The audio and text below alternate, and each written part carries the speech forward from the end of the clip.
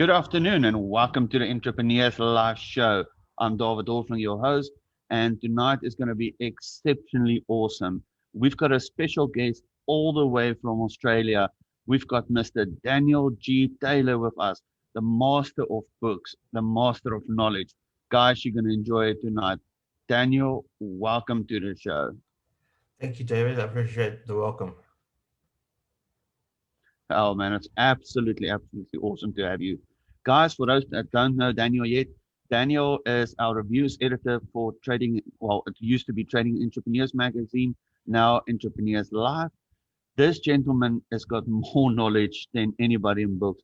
He loves reading and reading and reading, and he is exceptional.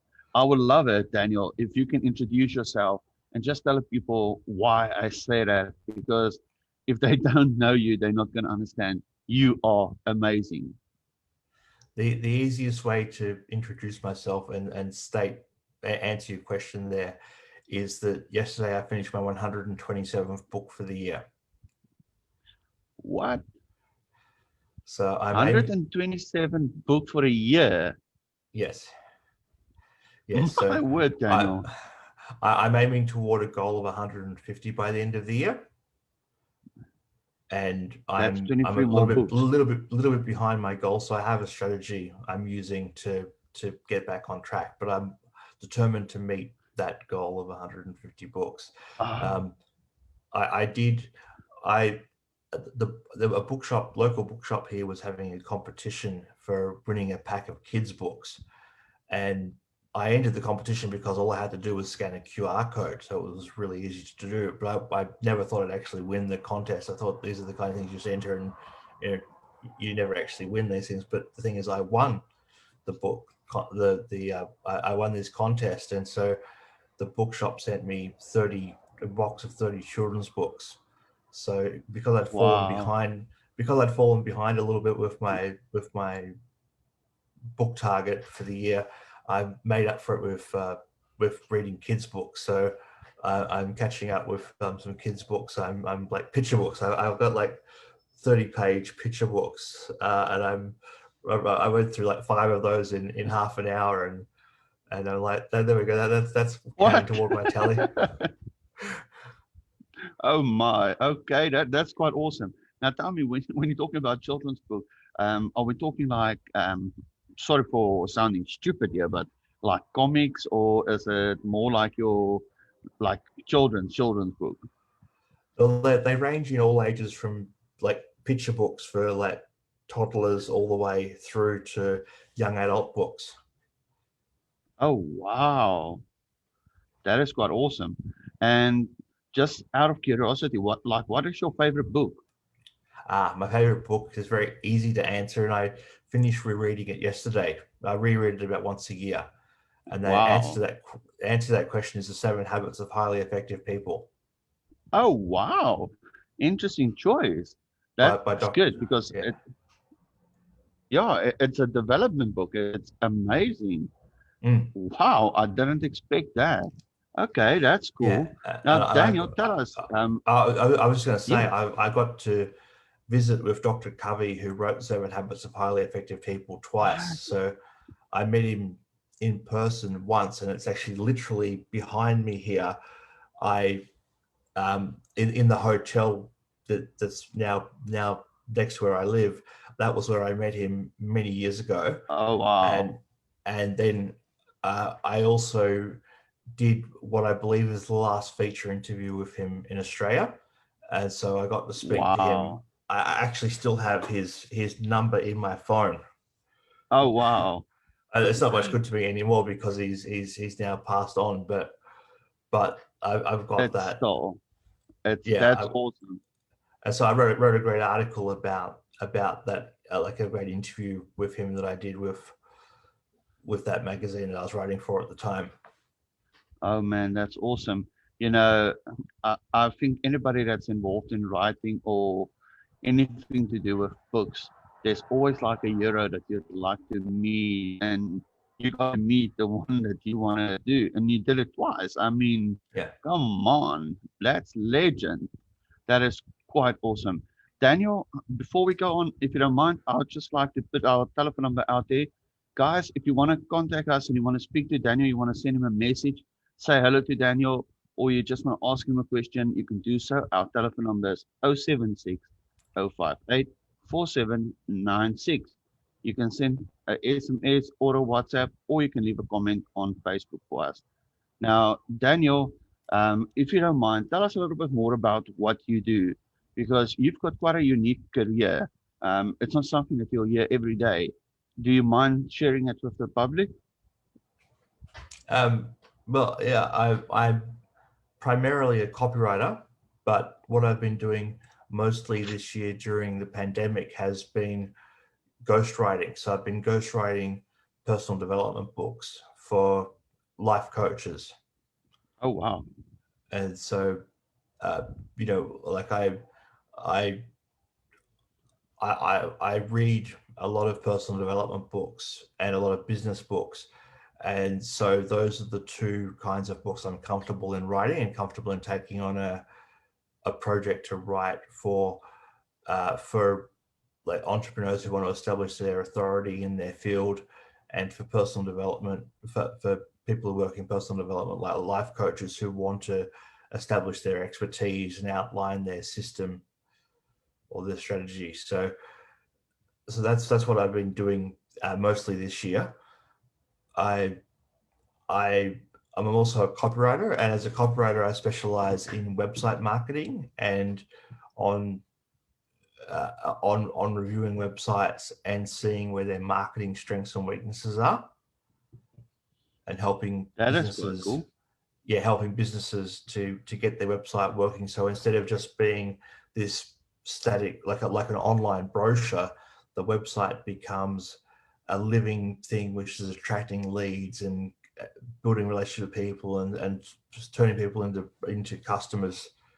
So that's what I do, and that's where I'm moving more toward over the next year, because I had a 5-year plan to set up my own marketing agency doing the website marketing. Okay, awesome. That is quite cool.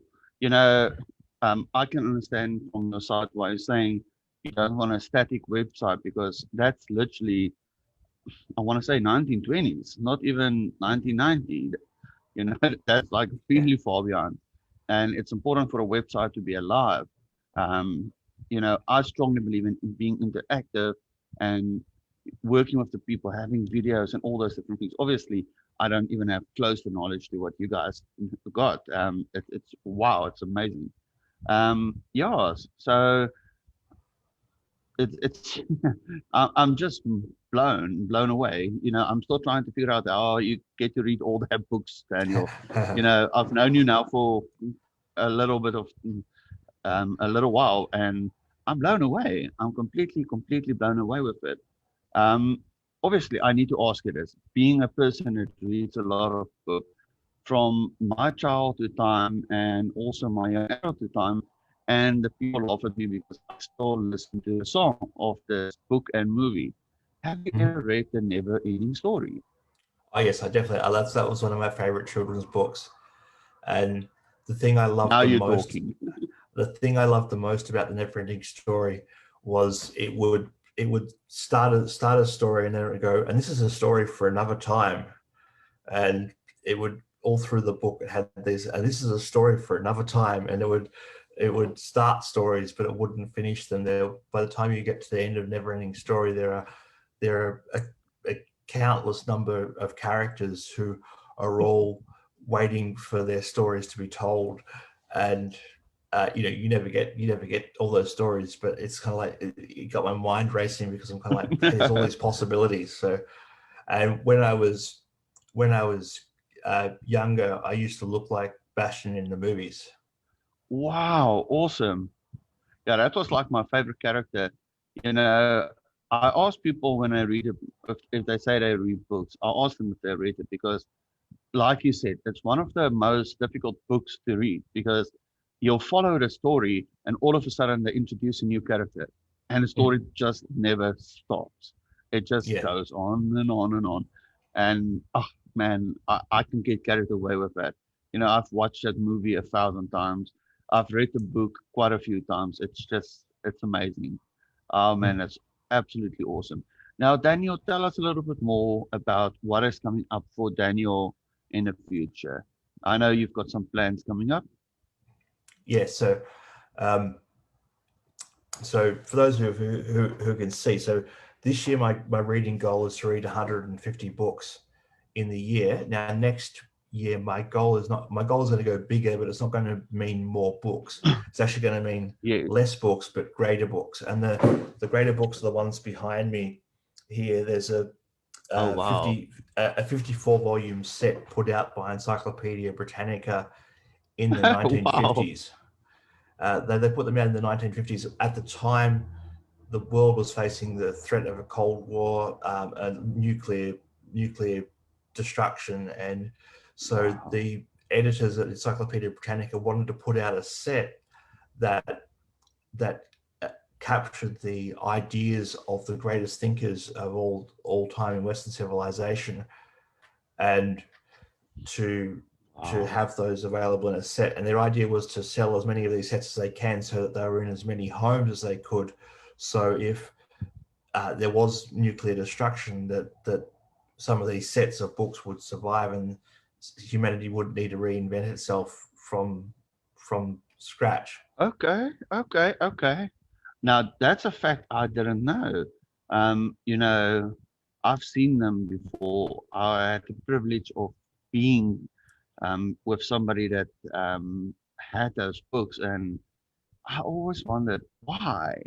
And now I understand it because, a lot of people, when they've got those, it's like they've got it, but do they really know? It's like there's so many different books and different categories and stuff. And then you read a book and you think like, but why? Why is it there? And now you're opening it to me and you're actually showing, but it's supposed to be like history. It's supposed to be like knowledge to improve something. I kind of think we need to write books now, what's happening in the world, just in Yeah. case. you Well, know, that was actually something that the great books did. Is for a long time they published an annual great ideas of the of the year. So they produced a yearbook for about 30 years through until the wow, 90s, and those yearbooks discussed modern topical events and stories, but gave it a classical liberal education view of the events and place them into their context. And that's one thing that we don't get these days when we're bouncing from one news story to the next news story, one event, one calamity to the next. What we don't get is that context of how these stories fit together. So, the current pandemic falls into the context of the Spanish flu in 1918. It falls into the other plague, which I forget what it was, but in Marcus Aurelius, the Roman emperor's day, there was a pandemic that killed 1 million people in Rome and its colonies. wow, So this is not the first time it's happened, and everybody talks about a new normal and all these kind of things. But the thing is, we've been here before, and we know that what will happen is the same thing that happened in last century, is that it's going to foster in a new roaring 20s. So because of the bounce back from the Spanish flu, we saw back in the 1920s that people wanted to get out, they wanted to live life fully, they wanted to go to the arts events, they wanted to go see theater and shows and dancing and all of those things. And it's not hard to extrapolate that we're going to do precisely the same thing as we move into the 2020s. wow. Okay, that is now awesome knowledge. I like it. You're seeing things in a completely different way from a normal person. I love it. You see, Daniel, this is why I like these conversations. It's educational, it's uplifting, And I like knowledge. I think you've noticed that. If somebody's going to talk to me about these kind of things, I'll sit and listen to them for hours. Yeah. It just fascinates me because, I think the biggest thing is, and this is where books come in again, you know, um, we get knowledge. And if we don't take that knowledge and actually do the effort to put it into something, this is why we put the magazine out.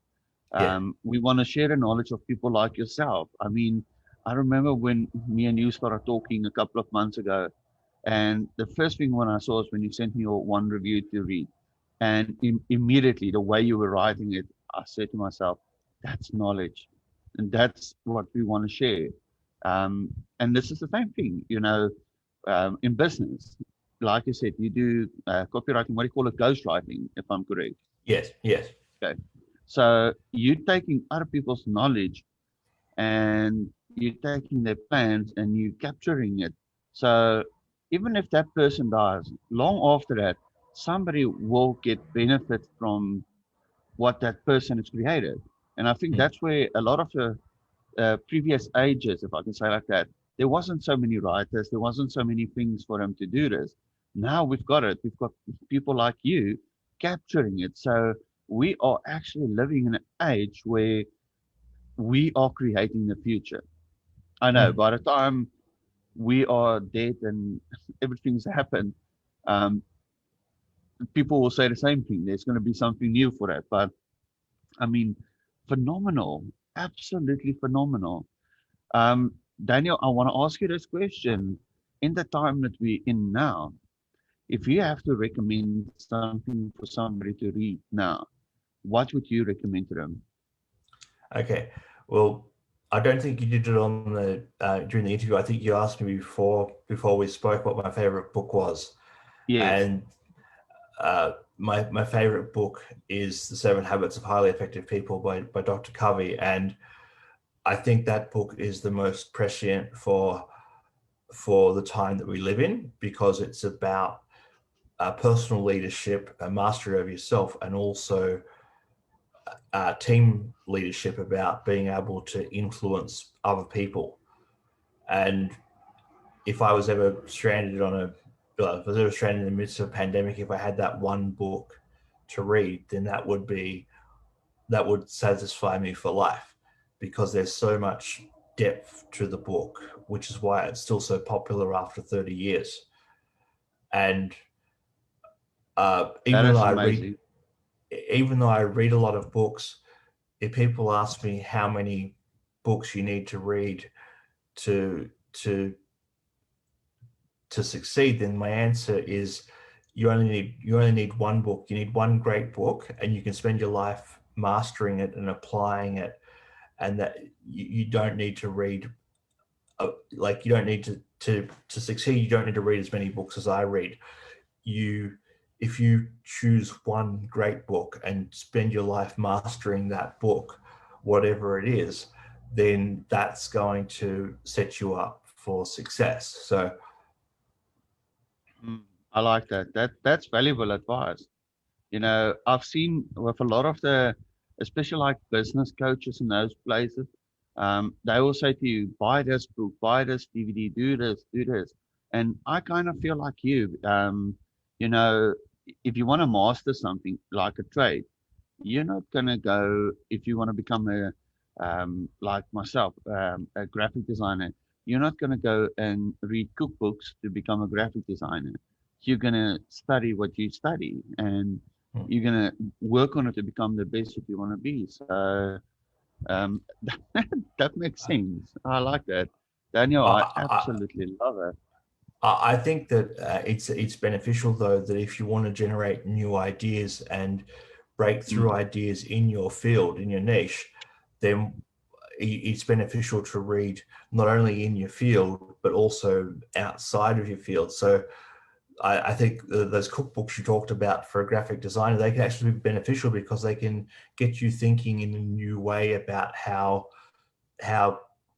your graphics go together and how to yeah. create new ideas for you. And um, if you if you're reading if you're only reading in your field, or you're only reading nonfiction or fiction, then you're not getting the benefits of being able to create like a fertile patch of ground in your mind that you can draw ideas from that help you to create breakthrough ideas. I like that. That makes sense. That makes absolutely sense. I just want to put a number out there again. Our telephone number is 076 058 4796. Come on, pop a message to Daniel. You know, this gentleman has got more knowledge on books than anybody out there. So let's have a talk to him. Let's find out what you would like to know. If there's a specific book that you want to mention, let's see if Daniel has read it. So come on, pop us a message and let's see what's going to happen. He's read my favorite book, so he's most likely read your favorite book. Now, Daniel, I'm going to ask you. That's a bold Yeah. claim. I constantly compare you know how you come across reading lists online and everything recommending a bunch of books. I'm always test myself to see how many of them I've actually read. And the thing is, the more books I read, the more I'm acutely aware that I haven't read. I think there's too many books in the world, eh? Mm.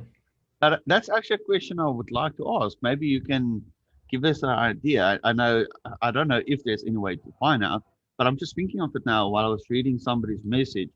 How many books is there in the world, Daniel? Do you have any idea? I could quickly ask Wolfram and Alpha, the app, and they'd probably tell me how many books there are in the world. But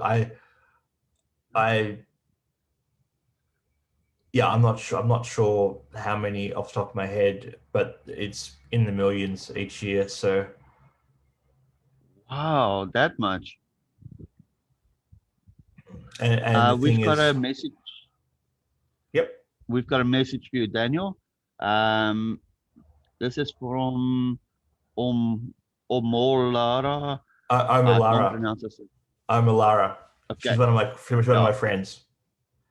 Oh, awesome. And she says, one great book and master it. I can see who she's friends with. You teach people well, Daniel. You're awesome, my friend. You're absolutely awesome. And we've also got Yashina Singh. She is the Miss Uniworld finalist. She's also watching and saying hello. So that's quite cool. Hello. Yeah, it's nice to say hello. Or as we say here, g'day. I love it. I absolutely love the Australians. You guys rock. Now, tell me, Daniel, I want to ask you this. Are you born and raised in Australia or, share with us? Born and raised in Australia, and I've never actually been outside Australia. I've traveled around Australia a fair bit. So there's only one capital city, two capital cities I haven't been to in Australia. All the others I've explored or lived in for a period of time. So yeah, I've actually lived in so there are 7 states and territories in Australia, and 5 states and 2 territories, and I've lived in 5 of those. Wow, that's magnificent. You know, I've only seen Australia on TV and everything, and I'm always fascinated by it. Looks so beautiful, but then they show me the snakes and the spiders, and I go like, nope, that's not for me. Anywhere where a snake is, you're not gonna find me. Yes. Yeah, no, it's magnificent. Tell me, have you been to Tasmania? Well, that's really funny that you should ask this, because yesterday morning I got an urgent message from my sister saying, Daniel, can you give me a call? And she lives in Tasmania, and she was going to come, and she was ringing up to ask at the last minute if she would come and stay the night here. And I'm like, very short notice, but okay, you can come and stay the night. I said, you do have to be aware though that I have an interview on South African radio at 3 o'clock in the morning. So is that the time there now? Yep, 3:22 a.m.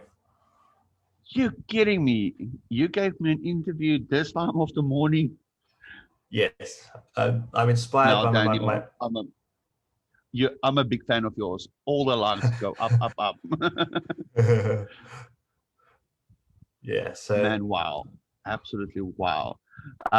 Sorry, again, you just blew my mind now. I mean, 3 o'clock in the morning. I'm normally awake 3 o'clock in the morning, but interviews 3 o'clock in the morning. Nope, not yeah, yet. Well done, Daniel.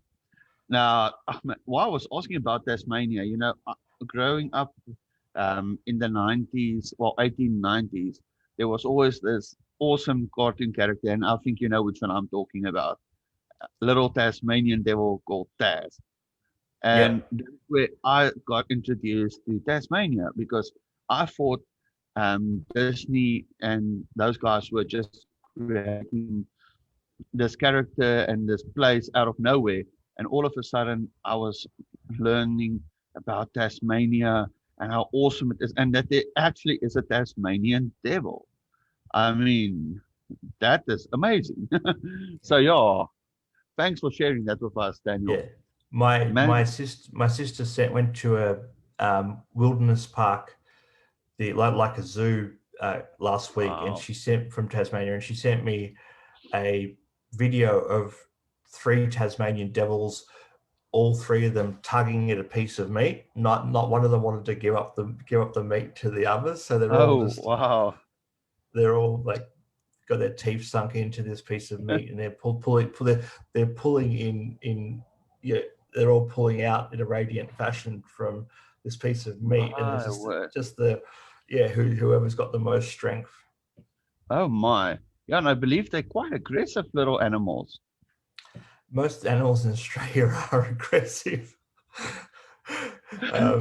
There's there what I say about Queensland in the northeast of Australia is if it's not man-made in Queensland, it's out to kill you.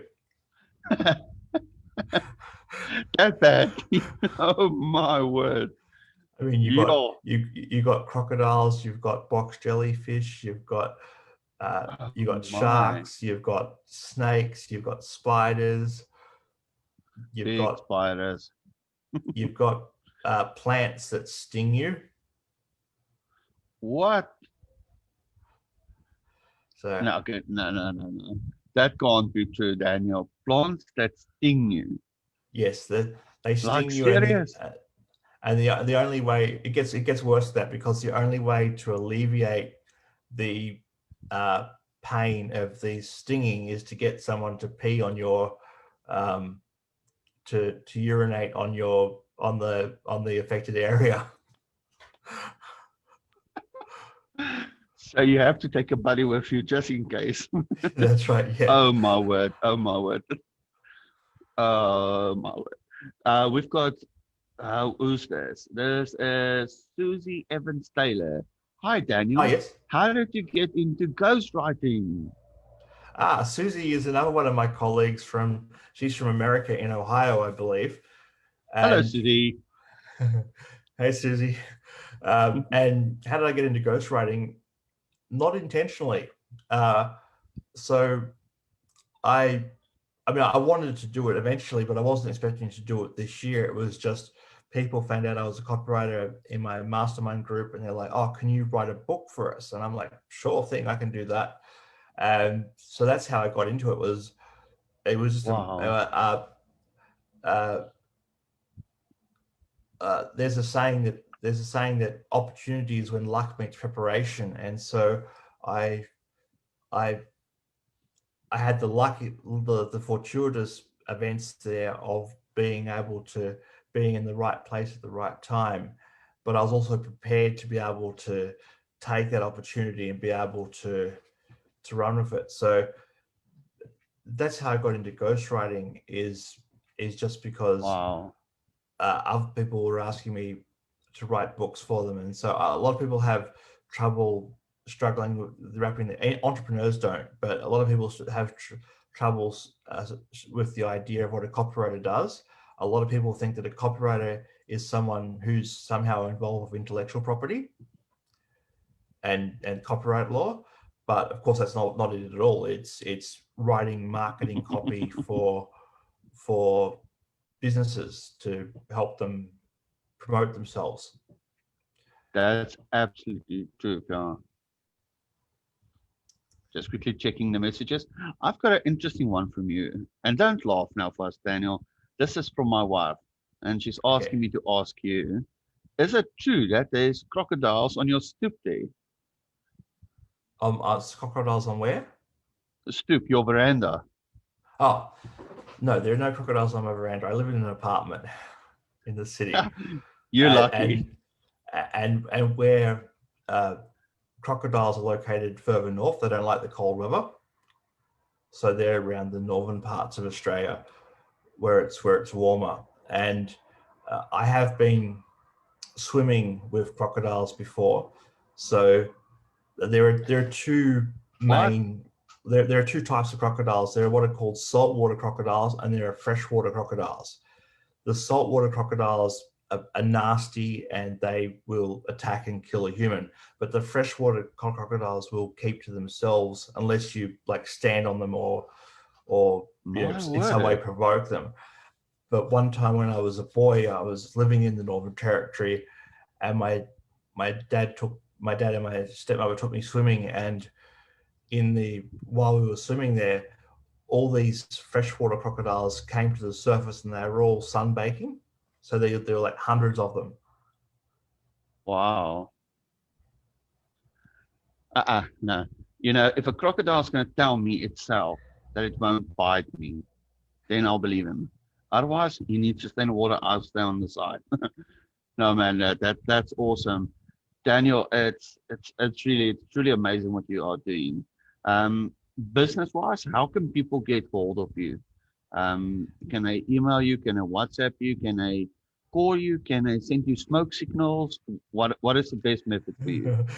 Smoke signals work, but I think that usually from South Africa, I would be in bed at this time and asleep. So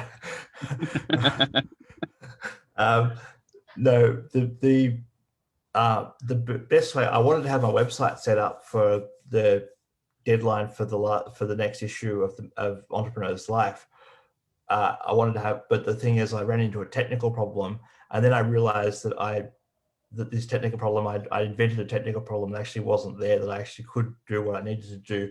But I'm in the process of re-establishing my website. So certainly by early next week, I'll have my website back up and running, which is going to be danielgtaylor.com. So danielgtaylor.com is the main way to get in touch with me.